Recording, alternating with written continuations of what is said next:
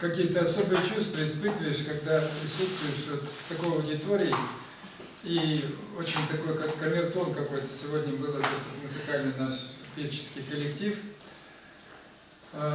Настроение очень хорошее, и Альбина Васильевна сегодня показала еще один свой талант. Она прирожденная актриса.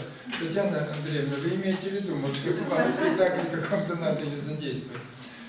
Мы с Альбиной Васильевной работаем в тесном контакте, я ее заместитель, председатель Союза писателей Хакасии. И вот когда она появилась в нашем доме литераторов, в нашем союзе писателей, вы знаете, вот такое я лично вот ощутил, впечатление было такое, что как будто вот теплым дождиком омыло наш дом, наше помещение, нас всех. Почему такое вот чувство было? Потому что этот дождик смыл весь негатив, который там периодически накапливается. Вы знаете, что такое, кто такие писатели? Это очень эмоциональные люди, все они гениальные.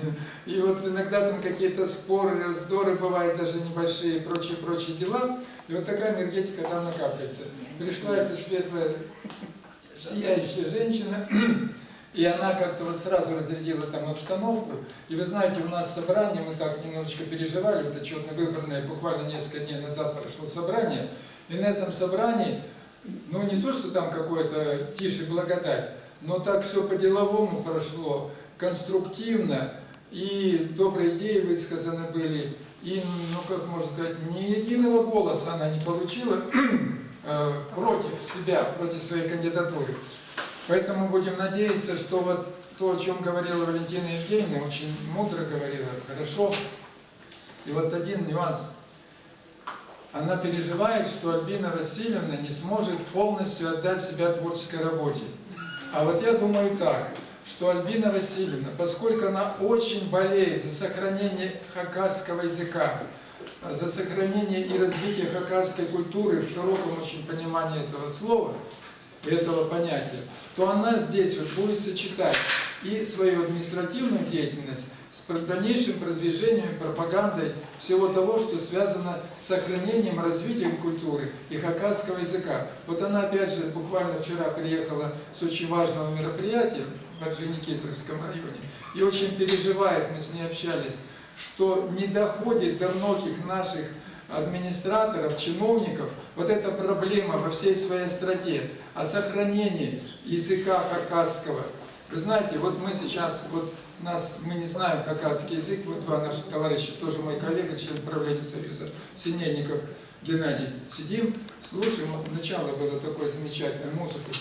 Вы знаете, нам не надо слов. Мы чувствуем энергетику, мы чувствуем, какая энергетика, в этой энергетике заложена мудрость древних наших предков, хакасов. Мы чувствуем их культуру, мы чувствуем, что это за люди, какие они труженики, какие они духовно развитые люди. И вот это все очень важно, не важно, кто мы здесь, немцы, русские, хакасы, украинцы, там еще какие-то национальности. Нам очень важно, мы живем на этой земле, и нам очень важно для нас, чтобы это все здесь сохранялось и развивалось.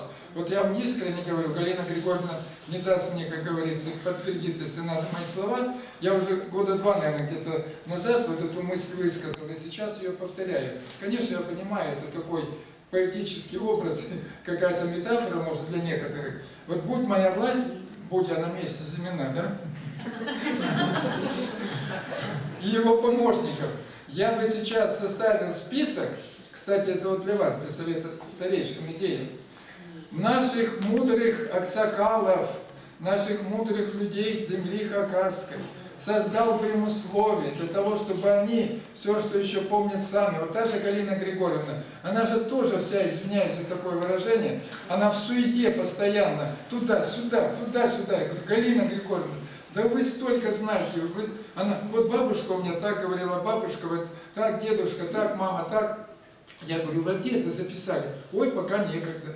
Надо находить время для этих людей, надо создавать им условия, чтобы не ушло, когда они уйдут, и вместе с ними очень мощный пласт нашей культуры хакасской уйти может. Но я извиняюсь, эта тема такая деликатная. Альбина Васильевна, я почему вышел сюда? Я когда звонил наших писателей, коллег, и очень многие, вы видите, сегодня здесь далеко не все писатели, но каждый, с кем я говорил, кто по разным причинам не смог здесь присутствовать, но каждый из них говорил вам очень теплые, добрые слова и просил вас поздравить в этот день сегодня. Мы уже вам часть подарков подарили, но еще у нас впереди кое-что будет. Низкий вам поклон за все то, что вы делаете для нас. Спасибо.